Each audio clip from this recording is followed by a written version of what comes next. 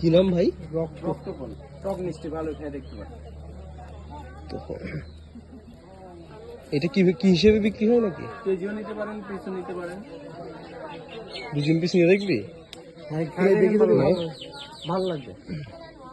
আশা করি দিয়ে দেখেন, দিন। এ ভাই,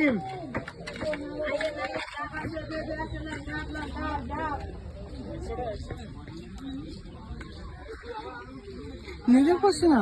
খাওয়ার দোকানে নেটওয়ার্ক পাবে না। সঙ্গে হাই দাও।